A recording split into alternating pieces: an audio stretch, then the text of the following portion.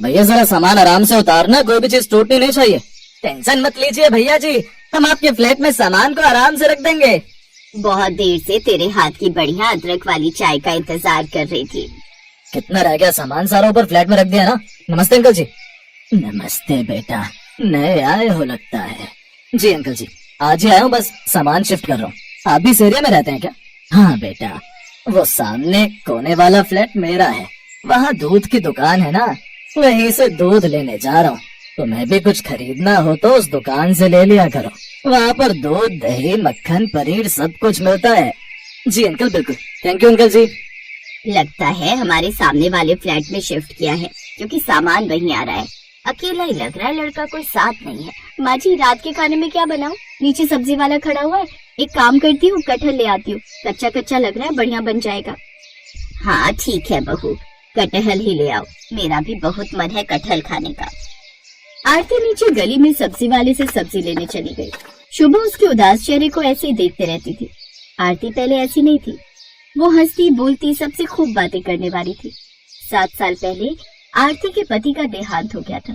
उसके बाद आरती अपने मायके चली गई, क्योंकि उसके माता पिता ने एक और लड़का देखा जिससे आरती की दूसरी शादी कर सके, पर वो लड़का भी गलत था। इसलिए आरती ने उससे शादी करने के लिए मना कर दिया और उसके बाद फिर से आरती अपनी बूढ़ी सास के पास आ गई और तभी से आरती अपनी सास शोभा के साथ रह रही है। शोभा ने कई बार आरती को दूसरी शादी करने के लिए कहा, पर आरती ने फिर मन नहीं बनाया। ओह सब्जी वाले भैया, कटहल कैसे दिया? आरती की आवाज सुनकर रोहित नाम के उस आदमी की नजर आरती पर गई, जो नया नया फ्लैट में आया था। रोहित ने आरती को हाय किया। आरती ने बहुत धीरे से हाय का जवाब दिया। हाय। हाय भैया, आधा किलो कटहल दे दो। कटहल? ये तो मेरी भी फेवरेट सब्जी है। भैया जी, सारा सामान आपके फ्लैट में रखवा दिया है, हमारा हिसाब करो तो हम जाए, शाम होने वाली है। हाँ देता हूँ। आरती ने कटहल लिया और चुपचाप ऊपर फ्लैट में आ गई। रोहित भी अपने फ्लैट में सामान सेट करने लगा। आरती की रसोई की खिड़की से रोहित की रसोई की खिड़की साफ दिखाई देती थी। आरती रसोई में कटहल की सब्जी बना रही थी। अचानक उसकी नजर रोहित की रसोई की खिड़की की तरफ गई। रोहित आटे के डिब्बे को रसोई के ऊपर वाली अलमारी में रख रहा था। अचानक डिब्बे का ढक्कन खुल गया और सारा आटा रोहित के मुंह से लेकर कपड़ों पर गिर गया। रोहित ऐसा लग रहा था मानो कोई आटे में भीगा हुआ भूत हो। ये देखकर आरती अपनी रसोई से जोर से हंसी, मानो पहली बार इतने सालों बाद आरती के चेहरे पर हंसी आई हो। रोहित भी उसकी तरफ स्माइल करके देखने लगा। आरती ने अपनी हंसी को रोका, तभी शोभा आ गई। अरे बहू, हंसना क्यों बंद कर दिया? तुम हंसती हुई बहुत प्यारी लगती हो, ऐसे ही हंसते रहा करो। रोहित बेटा, आरती बता रही है कि तुम्हें कटहल की सब्जी बहुत पसंद है। एक काम करो, तुम बहुत थक गए होगे सामान सेट करने में, आज रात का खाना हमारे घर ही खा लेना। थैंक यू आंटी जी, कटहल की सब्जी का नाम सुनकर तो मेरे से रहा ही नहीं जाएगा, मैं टाइम से पहले आ जाऊंगा। आरती उसे टेढ़ी नजरों से देख रही थी। वो चुप रही। थोड़ी देर बाद रोहित खाना खाने के लिए उनके घर आया। आंटी जी, ये फूल आपके लिए। तुम्हें कैसे पता कि मुझे गुलाब के फूल पसंद है? बहुत सुंदर गुलदस्ता है। आओ बेटा बैठो। आरती, रोहित के लिए वो आम का पन्ना ले आओ। आरती ज्यादा बात नहीं कर रही थी। शोभा ने रोहित को आरती के बारे में बताया। बस यही कारण है कि आरती उदास रहती है, मुझे तो इसकी बहुत चिंता होती है। वैसे अपने बारे में कुछ बताओ बेटा। आंटी जी, मम्मी पापा इस दुनिया में नहीं है, भैया भाभी हैं, वो ज्यादा मतलब रखते नहीं, बस अकेला हूँ। 2 साल पहले एक लड़की से बात हुई थी, बात सगाई तक पहुंची थी, पर लड़की ने मुझे इसीलिए शादी के लिए मना कर दिया था क्योंकि मेरे पास कार नहीं थी। अब देखिए ना, मैंने अपनी मेहनत से फ्लैट खरीद लिया, धीरे धीरे कार भी खरीद लूंगा। और उस समय लड़की ने मेरी बात पर ध्यान नहीं दिया और मैंने भी सोचा कि शायद शादी करने के लिए मुझे और कमाने की जरूरत है। कोई बात नहीं बेटा, समय सब कुछ ठीक कर देता है। तुम मेहनती हो, कोई ना कोई अच्छी लड़की जरूर तुम्हारी जिंदगी में आएगी। अरे और कटहल की सब्जी लो ना बेटा।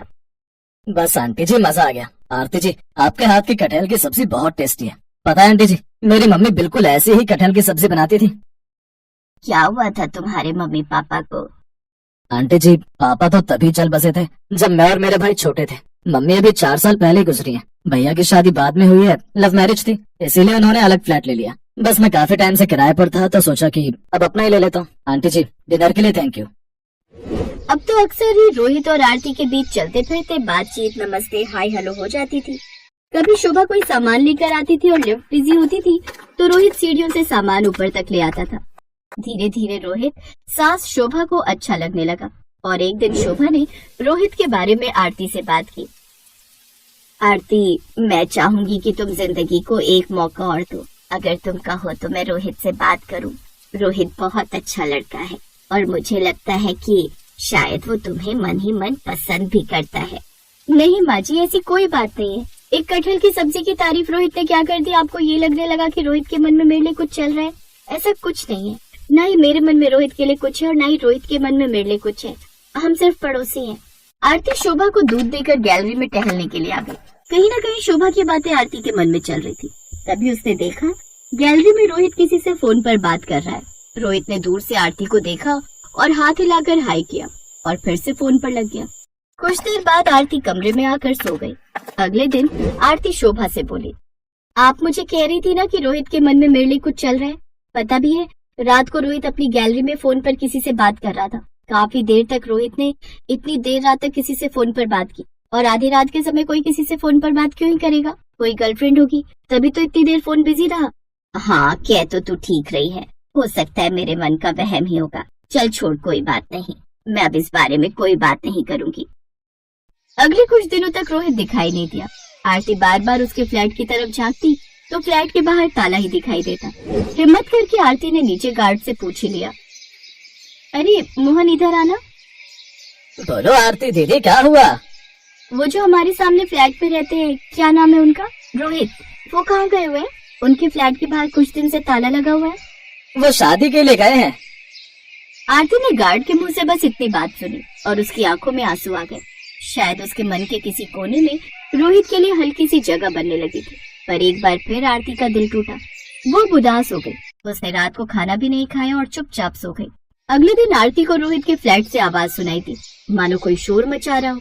अरे आरती बेटा, देख तो जरा, रोहित किसी मुसीबत में दिखाई दे रहा है। तू जाकर मदद तो कर। रोहित कब आया? जी माँ जी। आरती ने रोहित का दरवाजा खटखटाया। दरवाजा खुला हुआ था। मैं दरवाजा नहीं खोल सकता, जिसको अंदर आना है अपने आप आ जाओ, दरवाजा खुला हुआ है। आरती को ये सब अटपटा लगा, पर वो रोहित के फ्लैट में घुस गई। रोहित किचन में था और उसके दोनों हाथ चिपके हुए थे। सामने आधा कटा बिखरा हुआ कटहल रखा था। ये क्या कर रहे हो आप? और आपके दोनों हाथ चिपक क्यों गए? अरे क्या बताऊं आरती जी, दोस्त की शादी में गया था गाँव। वहाँ उसने पेड़ का ताजा कटहल दे दिया। बोला कि मुझे पसंद है तो मैं लेता जाऊं। ले तो आया, पर कटहल काटना कितना मेहनत का काम है ये आज पता चल रहा है। मेरे तो दोनों हाथ ऐसे चिपक गए मानो इस पर गोंद लगा दिए। छुड़वाने में मेरी मदद कीजिए ना आरती जी। आप दूर से क्या देख रही हैं? घबराओ नहीं। सरसों का तेल कहाँ रखा है? वो सामने बोतल रखी हुई है। आरती ने सरसों का तेल रोहित के हाथों पर छिड़का। अब दोनों हाथों को छुड़ाने की कोशिश करो। नहीं छूट रहा है आरती जी, दोनों हाथ चिपक गए। आप मदद कीजिए ना। आरती ने रोहित के दोनों हाथ छुड़ा दिए। थैंक गॉड, आपने कितनी बड़ी मुसीबत से मुझे बाहर निकाल दिया। वैसे आइडिया अच्छा है, कटहल काटने के लिए सरसों का तेल का इस्तेमाल कर लो। पर अब मैं क्या करूं, मेरे से तो ये सब हो ही नहीं रहा है। आप हटिए, सब्जी मैं बना दूंगी। आरती ने फटाफट से बढ़िया सी कटहल की सब्जी बनाकर तैयार कर दी।